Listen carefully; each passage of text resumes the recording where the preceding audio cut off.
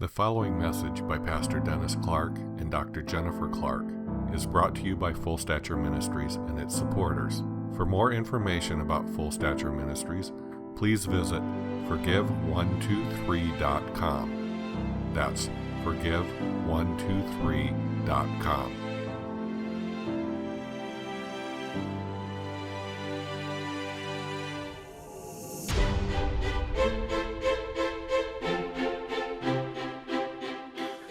Okay, well, good morning. This is part 2 of a series on Israel. Part 1 was the Jewishness of Jesus, and he is the Jewish king, and he is still a Jew, and he has his humanity and his divinity in heaven, and he's the Son of Man still. So he's the Jewish king forever. The universal king of all is a Jewish king.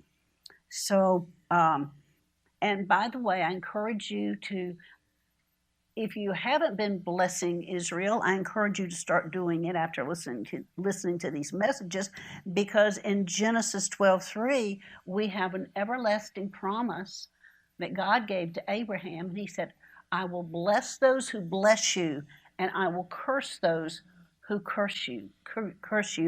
And this is really true.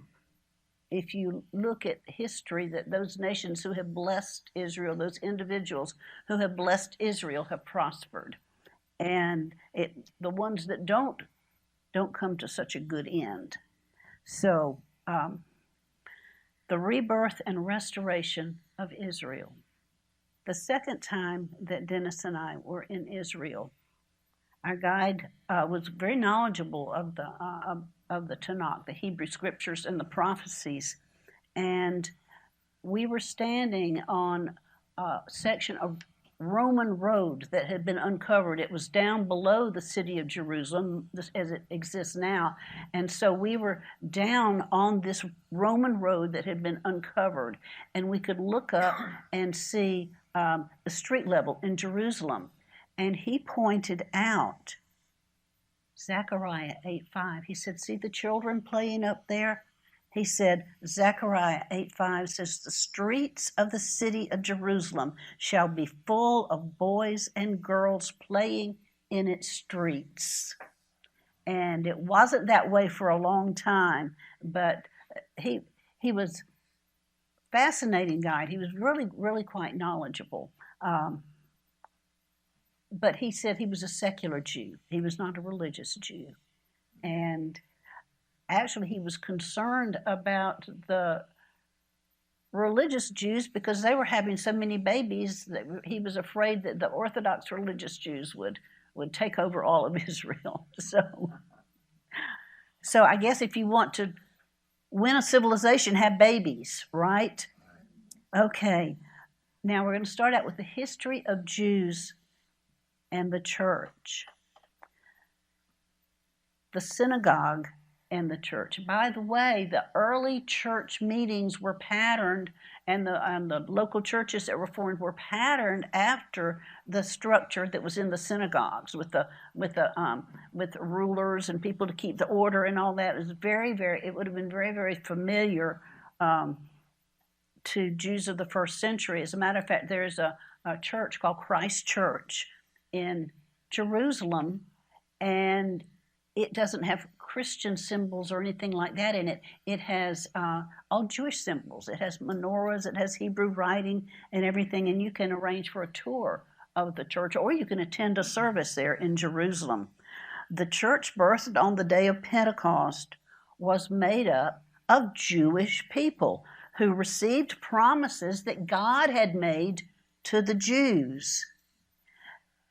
They simply saw receiving Jesus as their Messiah was an expansion of what they had known all their lives. They didn't see it as some new thing that had just happened. They saw it as a fulfillment of what they had been promised. And there was not a break with the Jews and the Jewish Christians. They weren't even called Christians at that time. They were just Jewish believers in the Messiah. Now, by the way, let me clear up. I like to clear up some things that I see on Facebook. They did not meet in homes for church services for at least 8 to 12 years, until the Gentiles started coming in. And then they continued to meet on Sundays because it represented resurrection, new beginnings, on Sundays in Solomon's portico, or Solomon's porch, connected to the temple.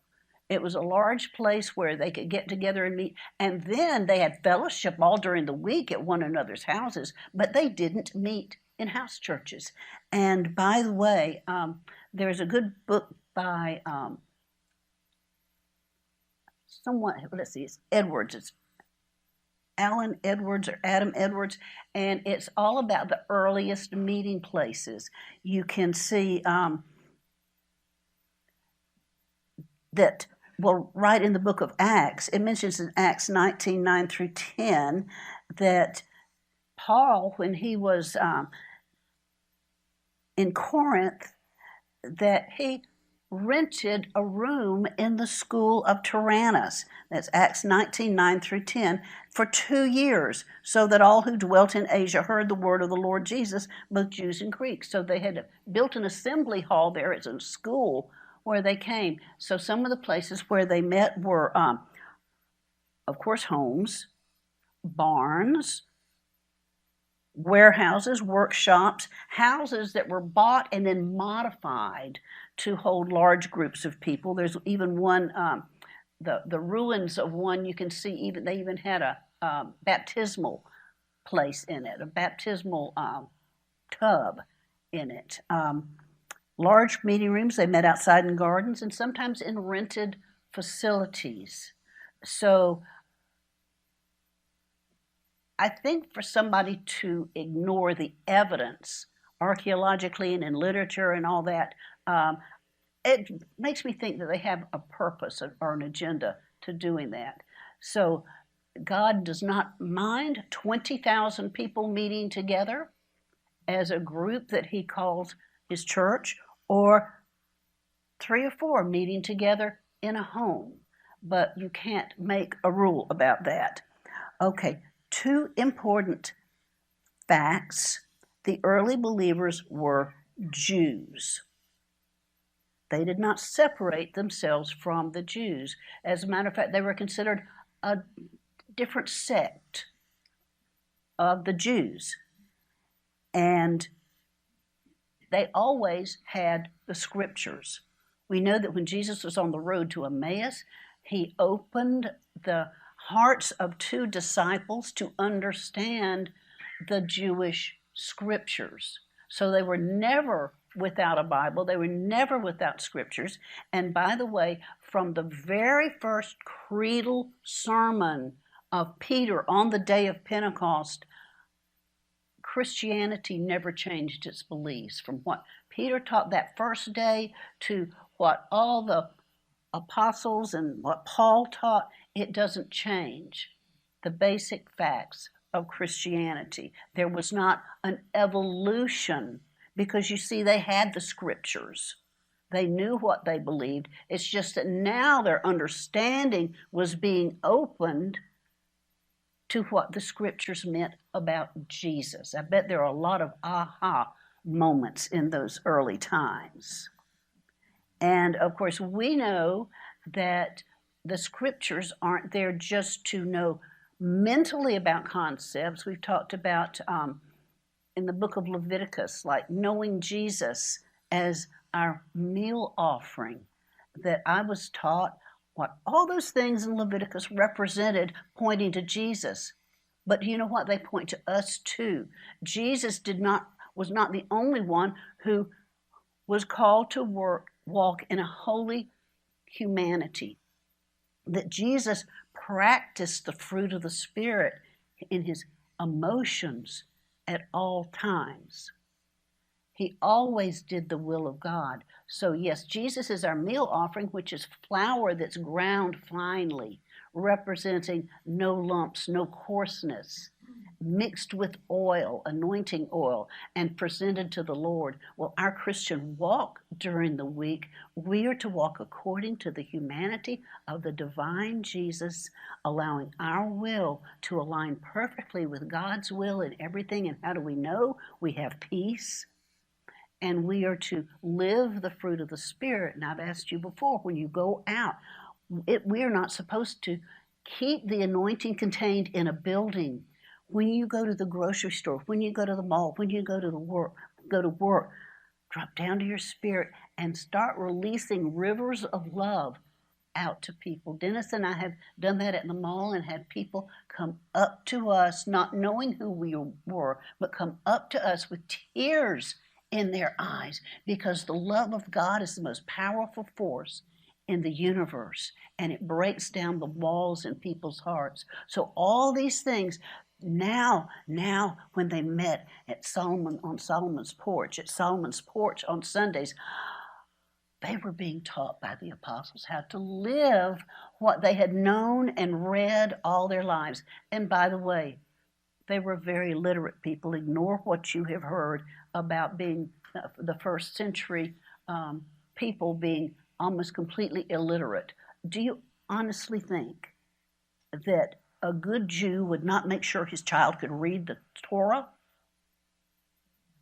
I mean, that's beyond imagining to think of that. Of course they could read, and they had schools that were connected to the synagogues. They all learned to read, and they all learned the Torah. Now, we know that things started to change when Peter was sent to the Gentiles, sent by God to the Gentiles.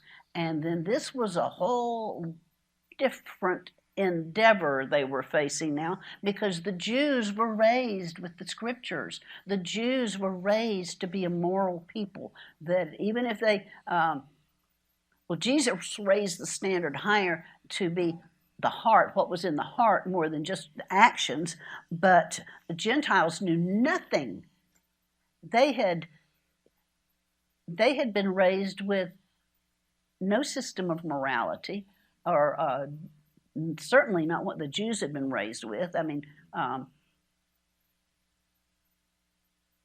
so we have a little teaching that we wrote a book on called the Ancient Blueprint, and it's mentioned as the Apostles' teaching or the Apostles' doctrine in several places in the New Testament. So they developed a teaching and an apprenticeship program for the Gentiles.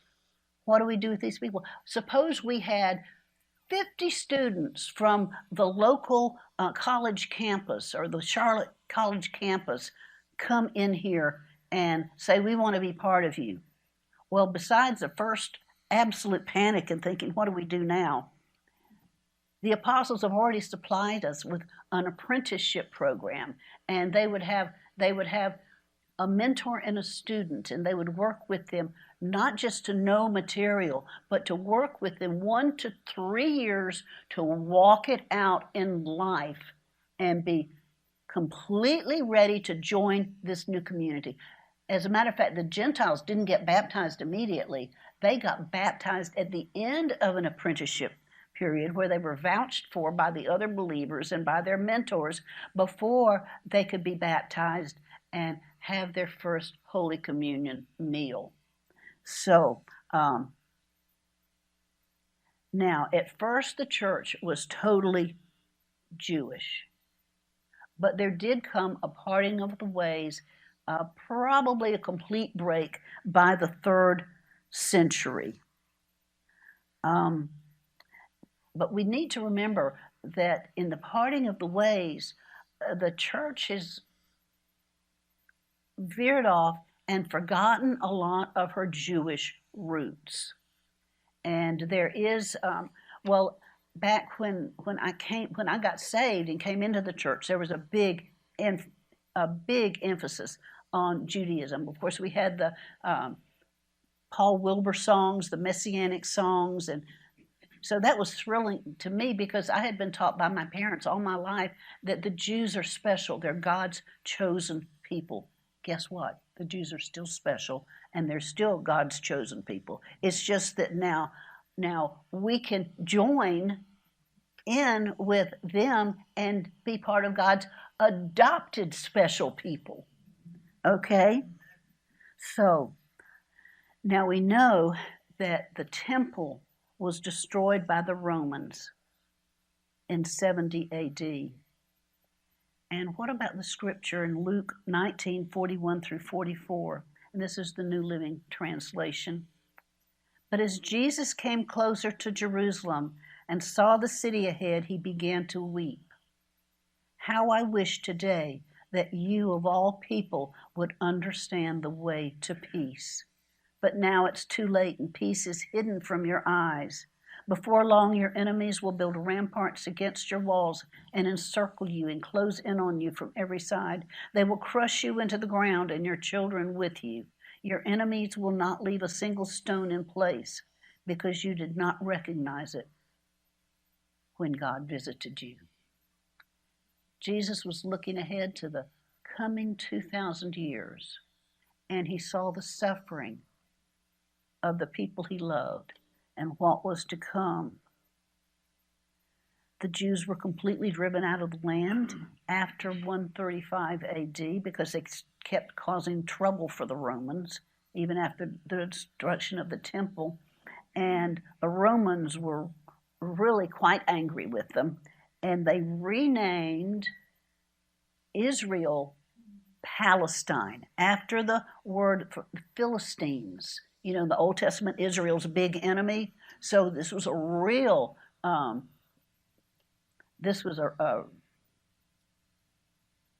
really snarky thing they did. So the Jews were dispersed into the nations. It's called the diaspora, even as far away as China and India. Now, it wasn't so bad for a while. I mean, except the fact that they were shut out of their land. They lived in relative peace in the Gentile lands until about 1000 AD. There wasn't the hatred and animosity that we see in history later on. Pope Gregory the Great in 598 AD actually issued a decree that the Jews should have no infringement of their rights, and told the church, we forbid you to vilify the Jews. We allow them to have full authority over their possessions. And we're told by other scholars that they had a broad autonomy. They mixed freely with the Christian population and lived on excellent terms with them. But the poison of anti-Semitism, and it started in the church. In the 3rd century, early church theologian Hippolytus blamed the Jews for the death of Jesus. It's the first time it can be found that's publicly written. And the truth is, actually, both Jews and Gentiles are just as guilty, because the Jews stirred up the trouble, but it was the Gentiles who nailed him to the cross. So we're all guilty. At first, the poison was mostly on the theological level, and the ordinary churchgoer didn't read what the theologians were saying, except during the Protestant Reformation in the years leading up to the Protestant Reformation. Both Martin Luther and Augustine called the Jews the children of the devil. And this time it filtered down into the general population. And this was the mindset that eventually set the stage for the Holocaust. Now, in reading about what the persecution of the church against the Jews, 2 times, or over and over again, whenever I read the history of the Jews and anti-Semitism in the church, the Crusades and the Spanish Inquisition are always mentioned. And they are right, and that some very, very bad things were done to the Jews. But I want to set you straight on both of these, because you can't read an ordinary history book anymore. Did you know that the Muslims have been given the right to, our history books and so forth have to be passed through Muslim committees? and be pleasing to Islam. So I want you to see exactly what took place in the Crusades. And by the way, the Crusades were Christian Europe was about to be destroyed. Islam began with jihad 1,400 years ago, and they're still waging jihad. I encourage you to read this book. It's a little book. It's called Political Islam by Bill Warner, the one who is teaching the video, to really know what Islam is. Islam has two things that you would do well to remember, that it's not a religion so much as a political strategy. And they didn't actually go after the Jews that much. They came after the Christians because the nations weren't Jewish. You see, Paul and the ones who traveled with him went up over the Mediterranean. What is little known, but The African Memory of Mark is an excellent book that explains what the Apostle John Mark did. He went south of the Mediterranean and won the entirety of North Africa to the Lord, and there was about equal amounts of land. When Muhammad had his demonic revelation and actually discovered that the Bible of the Jews and the Christians demolished his reasoning, what his demon had told him, the one who came to him, that if you read the Bible, it contradicts everything in the Quran. And so this made Muhammad mad. And the thing about Muhammad, not only was he a vile, evil pedophiliac, and a terrible, terrible, terrible person. If you want to look at opposites, look at Muhammad and look at Jesus. And he immediately started waging war and taking land. And according to Islam, there's no general humanity. The only humans are Muslims. The rest of us do not even count as people. And so we are the kafir, and we must be destroyed. And they'll either do it by war, open jihad, or they'll move into a nation. And once they get to 10% of the population, they'll start getting political offices. They'll get more open, and they'll start waging open jihad. So this is Bill Warner, Political Islam, on the screen.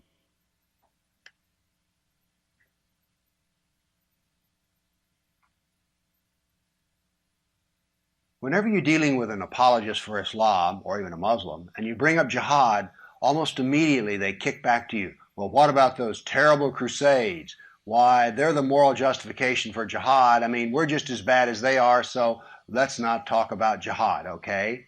Let's talk about the crusades. Well, what I would like to talk about here are facts. And it turns out I sat down and put together some work, and I created a database of some 548 battles that Islam fought, jihad battles against classical civilization. And this aren't even all the battles. It really doesn't say much about Africa and India, Afghanistan and all that. It's primarily the battles against the classical civilization of Rome and Greece. So, 548 battles is a lot, and it's too much to even comprehend. So I created something which I call a dynamic battle map, in which you have a display of the Mediterranean, and a white dot means that this 20-year period, that's a new battle. So every time the screen changes, it's 20-year period. The colors white turn to red, so you can see a history. This may seem a little confusing, but I think when you see it, you'll know exactly what I mean. And here it starts.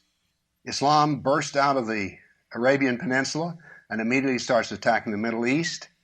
And notice that it doesn't take long until they're crossing the Mediterranean and attacking southern France and Spain. Notice something here. Most people think of Islam, they think of Arabs, they think of desert, and yet here we see that Islam is projecting power throughout the Mediterranean. Notice how the little islands of the Mediterranean are getting hammered. The navy of Islam would attack coastal towns, kill, rob, rape, and then take slaves. So this whole battle map, as it unfolds, you're seeing slaves being taken. Over 1 million slaves were taken out of Europe into the Islamic world. That's something you don't think about much, but it's absolutely true. There were over 200 battles fought in Spain alone. And we also see, however, on the east coast in Turkey, that Islam is trying to break into Europe.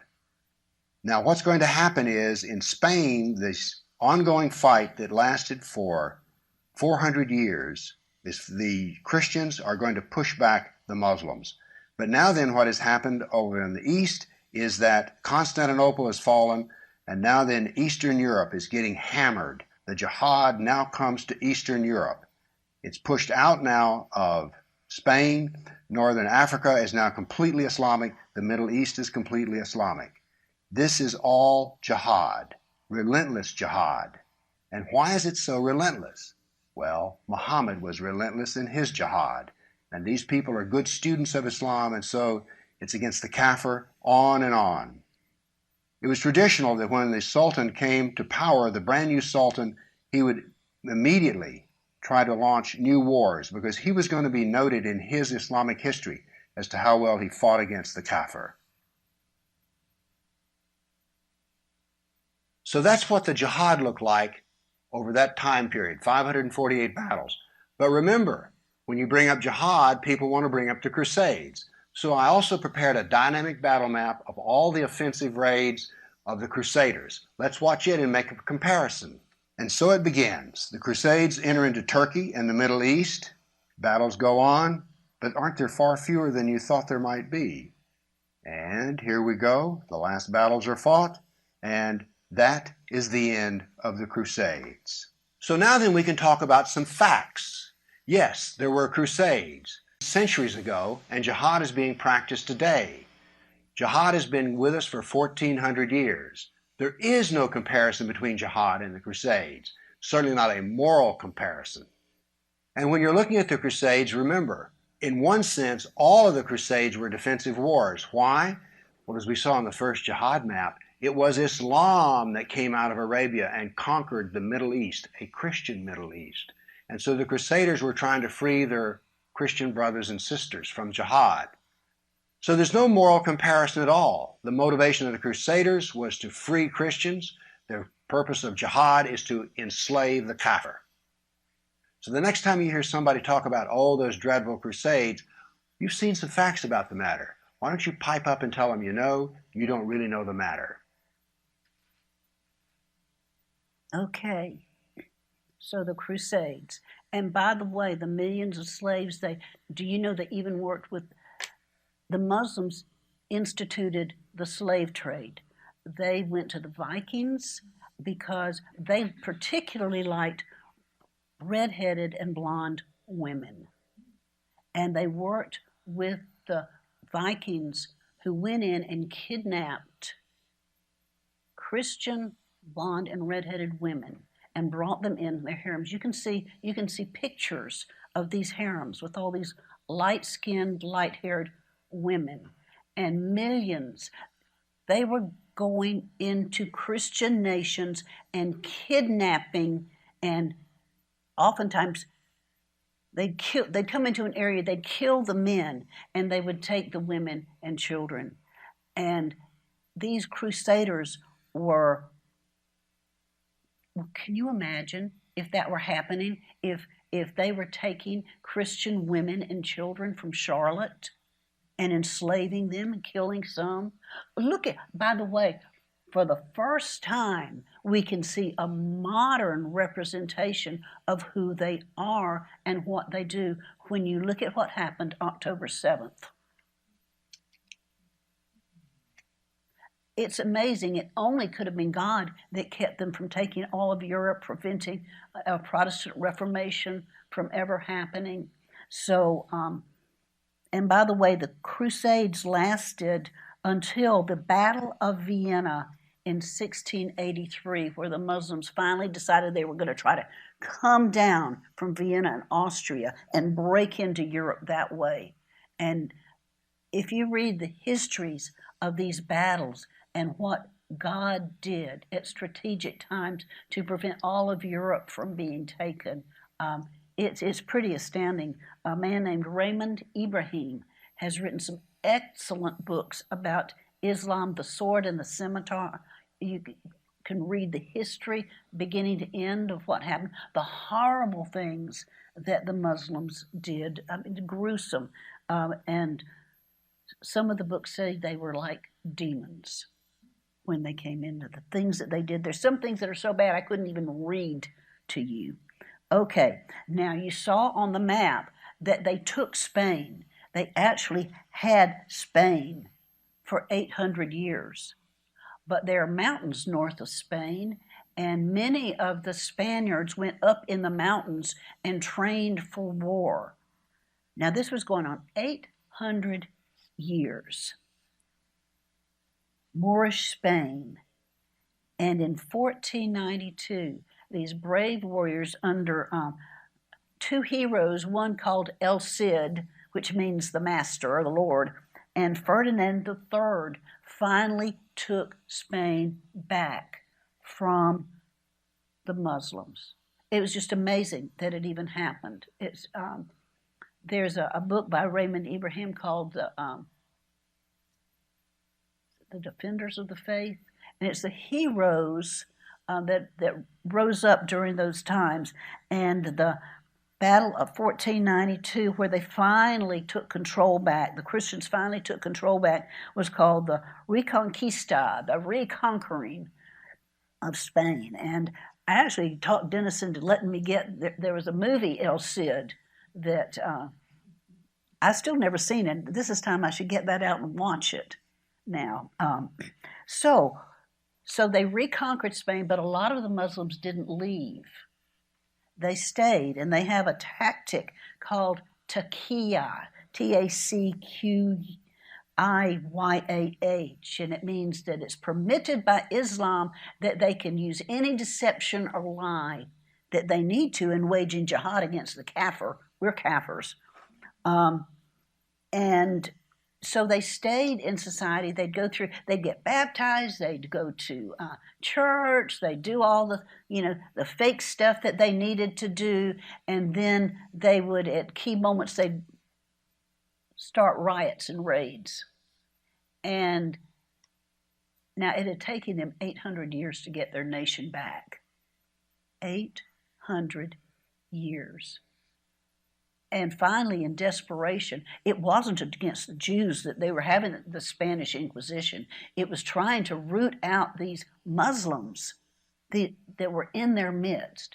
And that was the whole purpose of that. Unfortunately, in both the Crusades and the Spanish Inquisition, some Jews were harmed.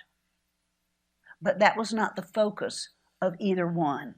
So some of the bad things the nations did to the Jews, in 1290, England kicked all the Jews out of the country for 300 years. Russia forced the Jews to live in a restricted area called the Pale of Settlement, which was, they took away their rights, they took away, in a lot of cases, their ability to make a living. They imposed taxes on them, just did terrible things to the Jews. And this was all due to the mindset of Martin Luther and Augustine that called the Jews the children of the devil. Poland forced the Jewish population into ghettos. Sometimes the citizenry would rise up and with pogroms. Did you see Fiddler on the Roof? When they finally drove the Jews out of Russia in that little village, that was a pogrom. And if you haven't seen Fiddler on the Roof, it's one of my favorite movies. But from 1918 to 1921, from 1918 to 1921, more than 1,100 pogroms killed over 100,000 Jews in an area that is part of present-day Ukraine. In the early 1920s, thousands of Jewish child refugees flooded into Moscow from Ukraine, fleeing a terrifying series of pogroms. They told of horrifying atrocities, their parents murdered, their sisters raped and slain, and children themselves chased out into the cold, threadbare and starving. And by the way, the Muslims worked with Hitler because they shared his vision to destroy the Jews. They went after the Christian lands because the Jews didn't have any lands. I mean, they equally hated Christians and Jews, but the Jews had that darn book that makes Muhammad a liar. So they were actually working and meeting with the officials of Nazi Germany. Now, the rebirth and restoration of Israel. Out of the darkest times, God began to shine his light. There was a turning of the tide. And in the 17th century, countering the teaching that the Jews were bad, that God was done with the Jews, that the church had replaced the Jews, the Puritans come along. And they are teaching the truth. They love Israel. They have a vision that Israel's homeland has to be restored. The Jews' homeland has to be restored. That the coming return of the Messiah is closely tied with Israel and the homeland of the Jewish people. They widely influenced public thinking, especially in England and in Holland, and a vital concern for the Jewish people and Israel was reborn, and it swept the world. And of course, you know who came to America were the Puritans. So they brought that whole vision for the restoration of the Jewish homeland to America. And by the way, after 300 years during this time, England readmitted the Jews back to England. The teaching of the Puritans and the power of biblical conviction changed the English heart and convinced her to right her wrongs to the Jewish people. And there was a lot of repentance and confession of sin during this time. And by the time the 19th century came along, the harvest of their labors came to fruition in an evangelical revival, and included in this harvest was the bursting forth of the Zionist movement among the Jews. And oh, by the way, America was birthed with freedom of religion at its very heart. And the Zionist movement, and I thought this was really funny, that people were going to speak all over the world. There were orators and statesmen that God raised up during this time. And by the way, at the same time God was doing this, he was actually saving many prominent Jews. And so there was this awakening going on where they were turning to their Messiah. And now I've mentioned this before, last time, that during the Jesus movement of the 1960s, 1970s, that many of those Jesus freaks were young Jewish men and women, baby boomers now, and that actually birthed the Jews for Jesus movement. So you see, God is working. God is restoring. So not only was it the Jewish homeland, but God was preparing the way for eventually all Israel will be saved. And so the Zionist movement, there was actually a precursor to Theodor Herzl, 1816-1904, from Budapest, Hungary. He was the founder of political Zionism. He actually saw a Jew. He was in France. He was happy being assimilated. He was not too concerned with religion. But he saw a man who was in the military, French military, was Alfred Dreyfus, who was tried and taken out in the streets, and he heard the French people yelling, "Death to the Jew," screaming, "Death to the Jew." And I mean, the poor guy, I don't even think he was guilty, but this jolted Theodore Herzl awake. And he saw in that moment that the only way the Jewish people could be free and safe was to have a restoration of a homeland, a place where they could live.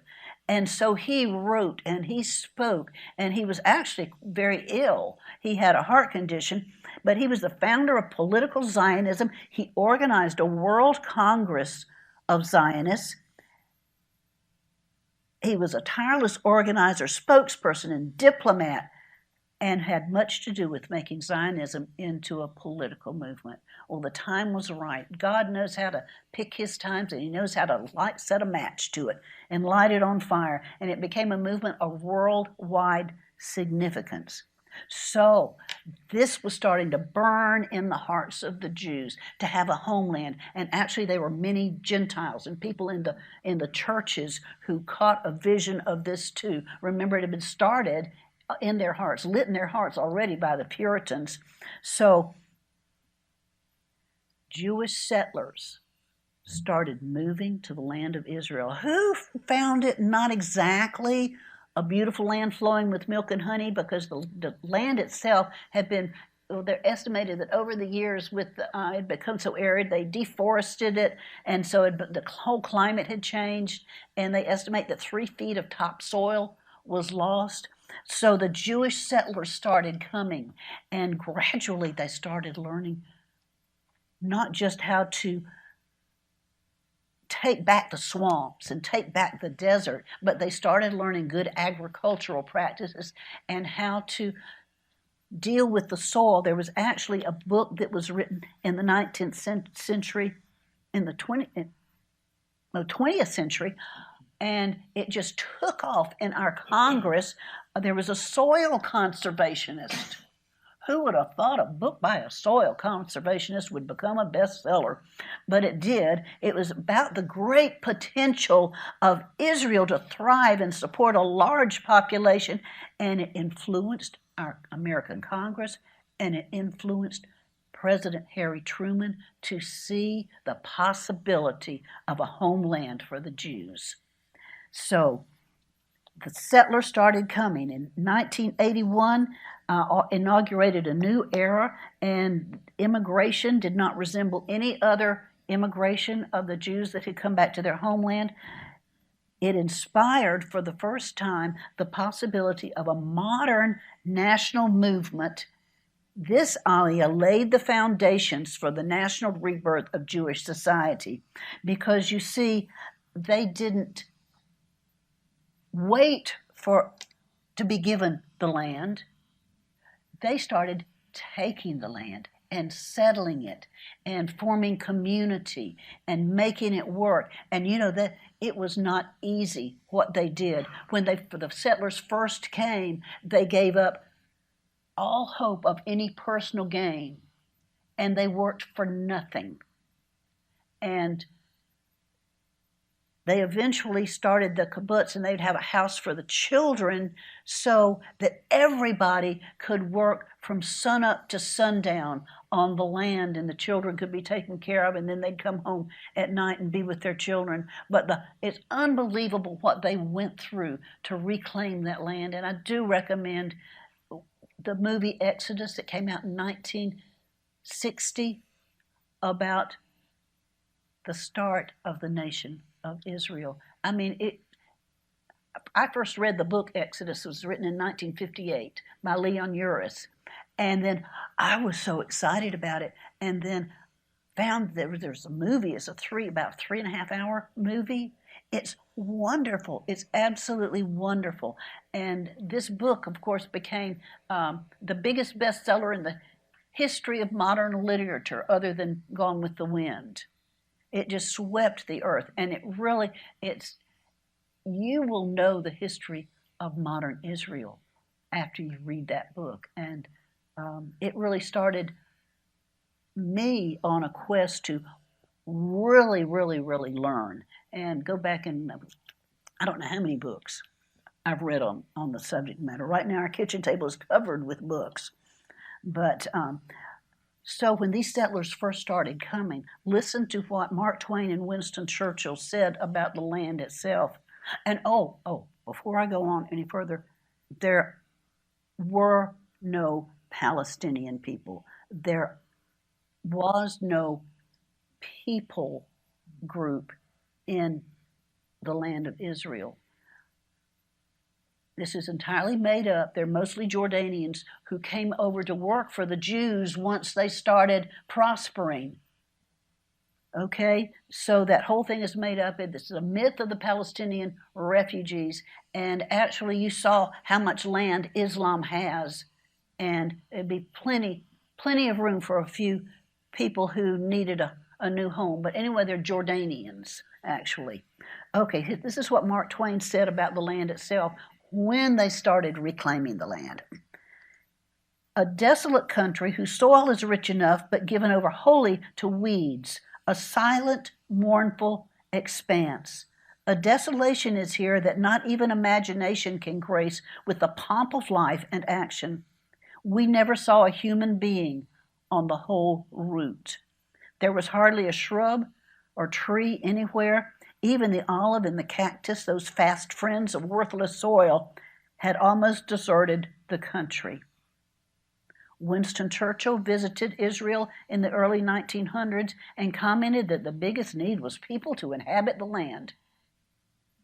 Nobody has inhabited Israel in great numbers, ever. I mean, ever since the Israelites entered the Promised Land and drove out the heathen, but it's Israel's land. It was given by God to Israel with an everlasting covenant. And doesn't it just make you want to weep for the ignorance of the young people who were out demonstrating and saying, from the river to the sea, Palestine must be free? What they're saying is to exterminate the Jews. So now we see what real Nazis are. They're people with the spirit of Haman who want to exterminate the Jews. That little sliver of land, you saw how small Israel was on that map compared to the lands run by Islam. And yet they hate the Jews that much that they want to get them out of that little sliver of land that is smaller than New England, much smaller than New England. It's a very small land. Actually, God promised Israel much more land than that. And they will have their land eventually. So then you have men like Eliezer ben Yehuda. He too had poor health.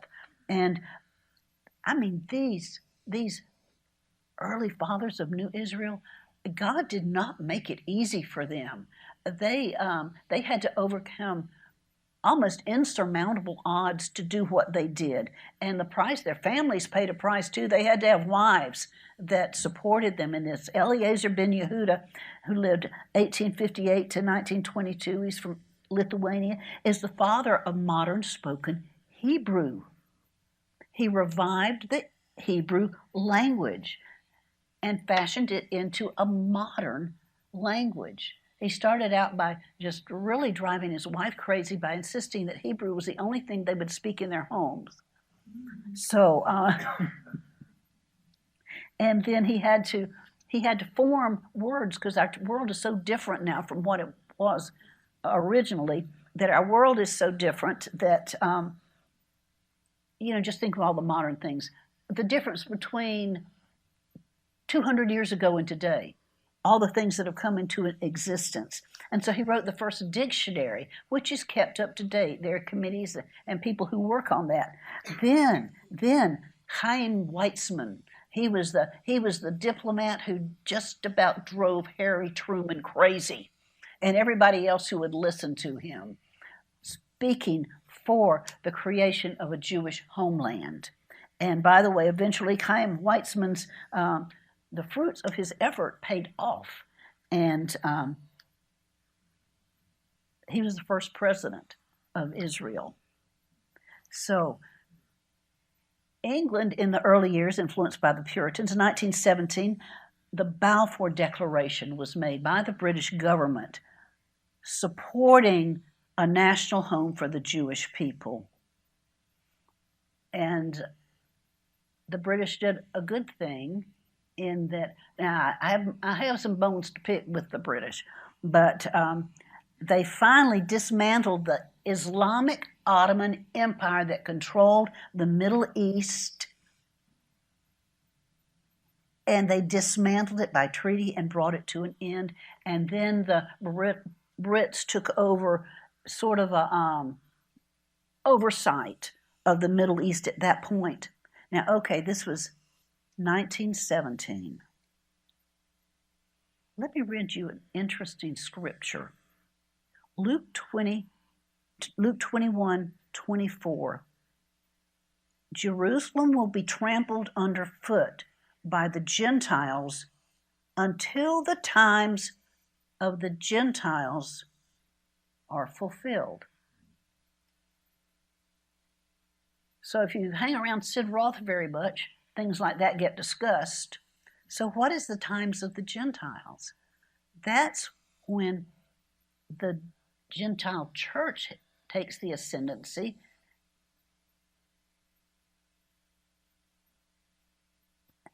So when the times of the Gentiles are fulfilled, God shifts his focus to dealing with the Jews and the beginning of the removing of the veil that has hardened their hearts and blocked their minds from receiving the truth about Messiah.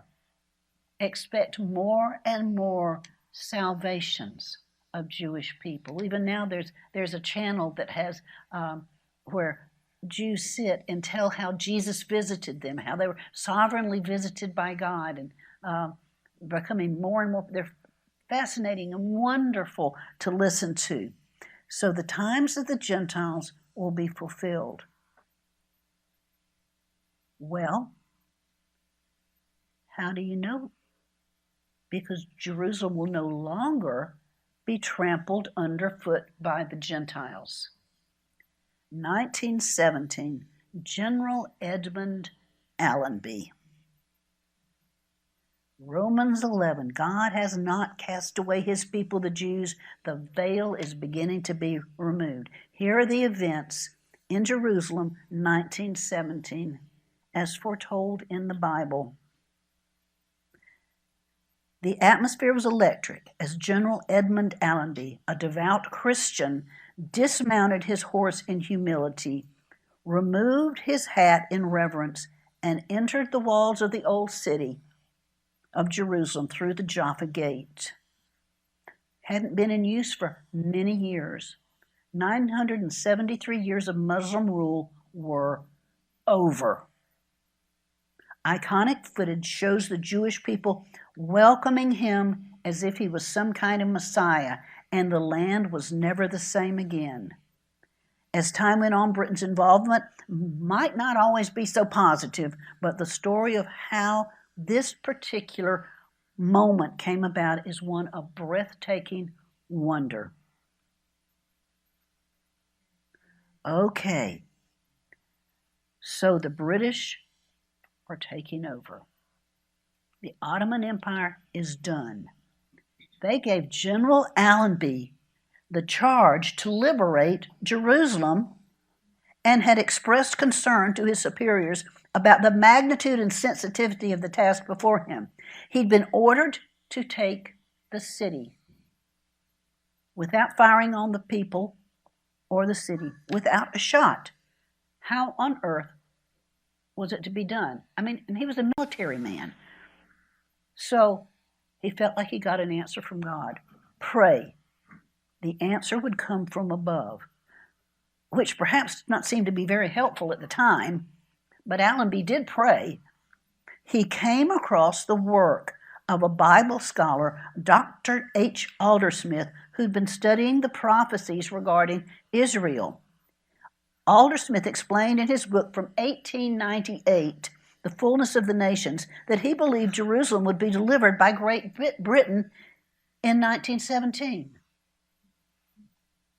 He had become convinced from Isaiah 31, 4 through 5, that the UK would have a part to play in the restoration of Jerusalem, and that it would be accomplished by some kind of flying machine.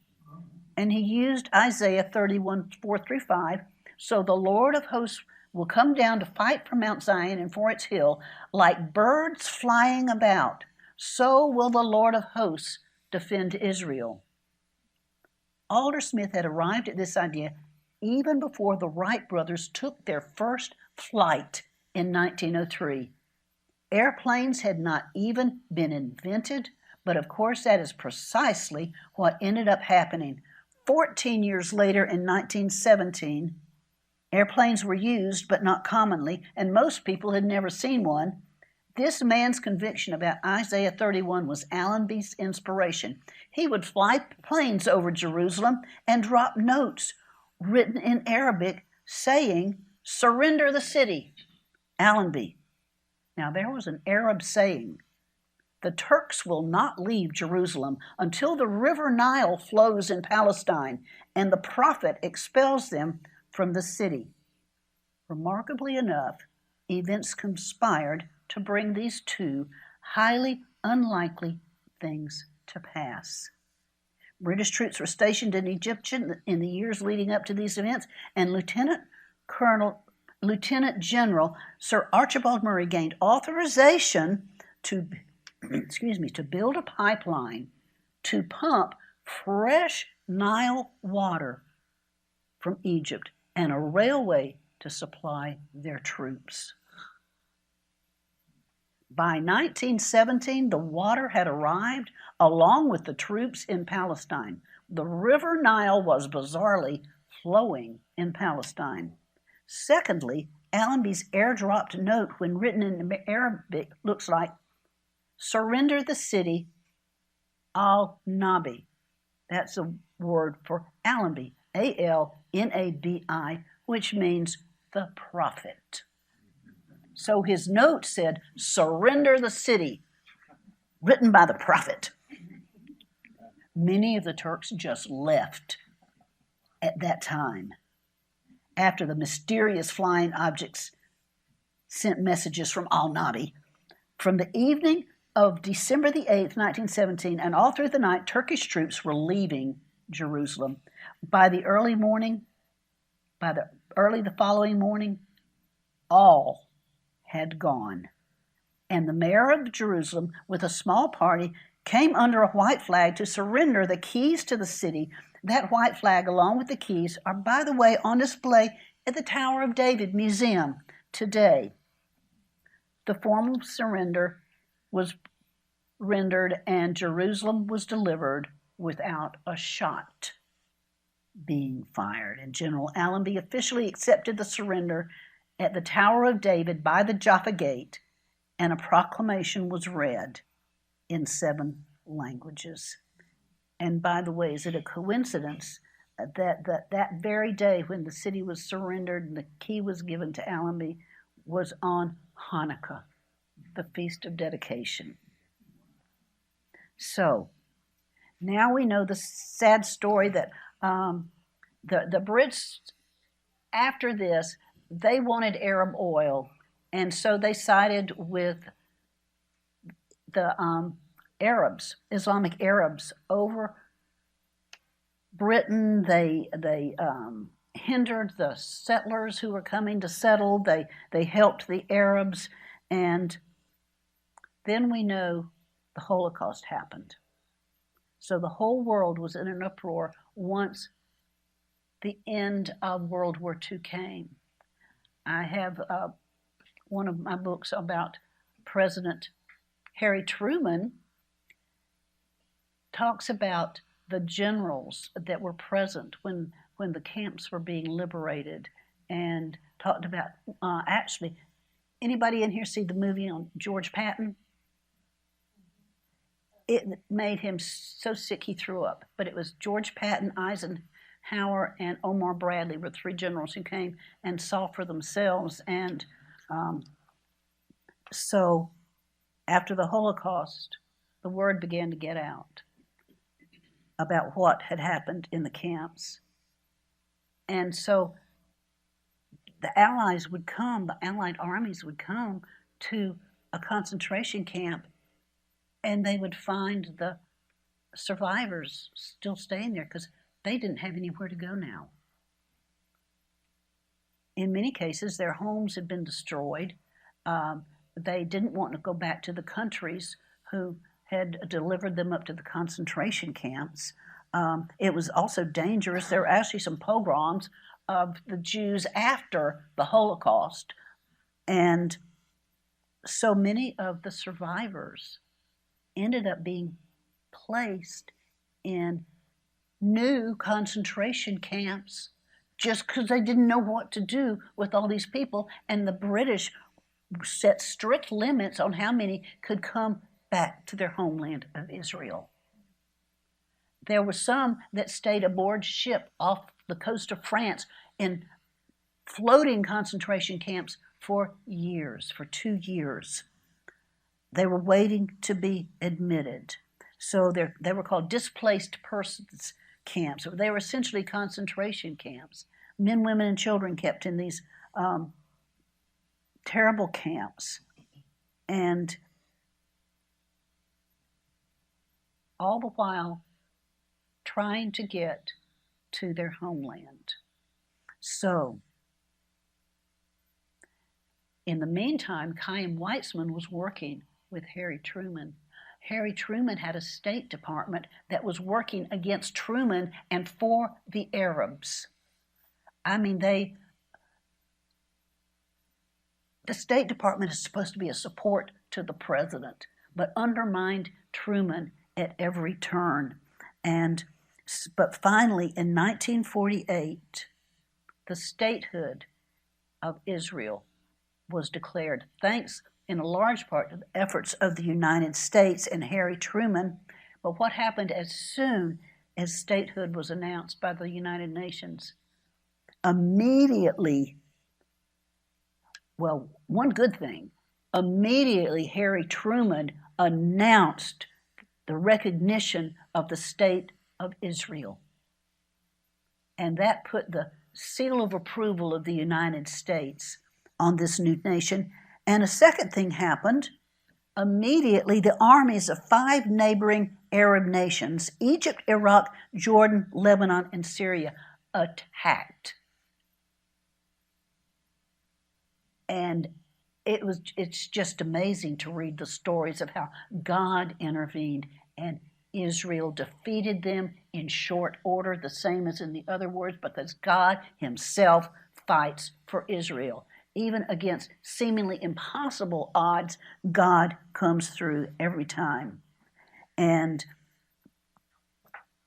so, returning to Israel, 1948 to 64, I have lists of countries. They started flooding back. They started flooding back to their country. And it continues. So I was part of a church in the late 80s and 90s that was, the pastor had helped organize 100 airlifts of Jews from other nations back to Israel. So there was a lot of excitement during that time. So why is this so important for us today? We've been told that the glory of the Lord will cover the earth as the waters cover the sea. This outpouring is not just going to hit America and England and Europe. This outpouring is going to hit Israel. The glory of the Lord is going to be poured out upon Israel. We need to have our hearts right because Jesus said, well, Paul said, actually, speaking of Jesus, Jesus himself is our peace. This is Ephesians 2:11 through 15, who has made both one, 2 people groups one, and has broken down the middle wall of separation, having abolished in his flesh the enmity, that is the law of commandments contained in the ordinances, so as to create in himself, here's the cornerstone, here's Jew, and here's Gentile, to create in the two one new man from the two, thus making peace. The first century church had one new man. There was no separation, there was no division, and it wasn't a mental concept. They were spiritually joined in one accord, in unity. God is going to have his first century church with the glory and the unity recreated, and we better be positioned to welcome the Jews with all our hearts, because what they had in the first century, I believe it's going to be eclipsed by what God is getting ready to do. And we need to love and bless the Jews and the people of Israel and pray for the peace of Jerusalem. You've been listening to Pastor Dennis Clark and Dr. Jennifer Clark of Full Stature Ministries at Forgive123.com. Full Stature Ministries reserve all copyright protections under applicable law. Our copyright policy is available at our website, Forgive123.com. For more information about Full Stature Ministries and additional life-transforming materials, please visit Forgive123.com.